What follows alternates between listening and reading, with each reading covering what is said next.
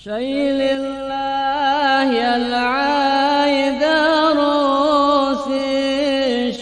jantung Hadramaut, sebuah kota yang syarat sejarah dan spiritualitas Tarim, lahirlah seorang cahaya pada tanggal 10 Zulhijjah tahun 1811 Hijriah.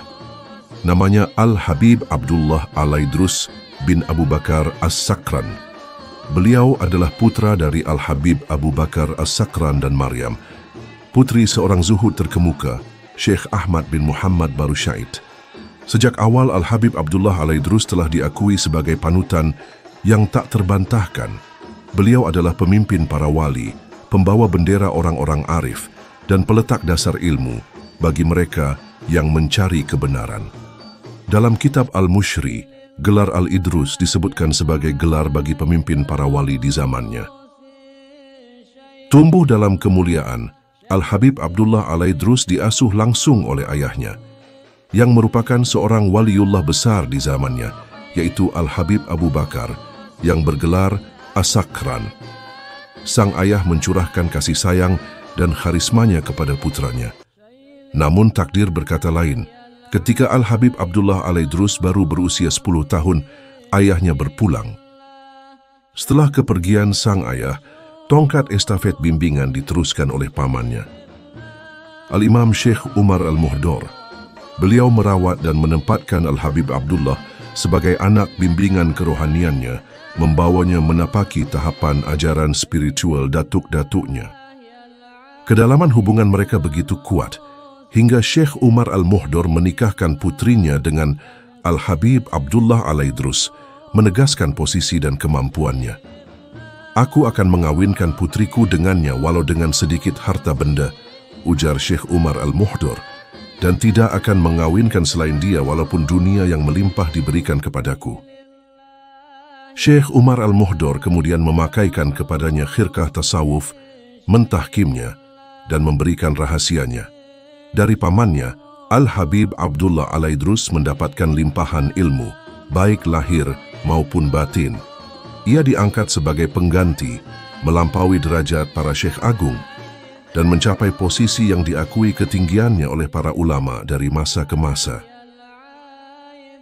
Sejak usia belia, Al-Habib Abdullah Al-Aidrus berada dalam lingkungan yang penuh berkah dan cahaya ilmu serta amal. Ia mempelajari Al-Quran, hadis, tasawuf, dan bahasa Arab dengan sungguh-sungguh. Ketekunannya tak hanya pada teori, namun juga pada praktik spiritual. Kisah mujahadahnya disebutkan bagaikan lautan tak bertepi, laksana bendera perang di tangan prajurit sejati. Syekh Umar Al-Muhdar bersaksi, "Keponakanku menempuh mujahadah di saat berusia 7 tahun, berpuasa dan berbuka hanya dengan 7 kurma, dan tidak makan selain itu. Selama setahun ia tidak pernah makan kecuali hanya dengan 5 mud. Bahkan beliau berpuasa selama 2 tahun dengan buka puasa tidak melebihi dari 2 butir kurma, kecuali pada malam-malam tertentu saat ibunya datang membawa sedikit makanan untuk menyenangkan hati sang ibu."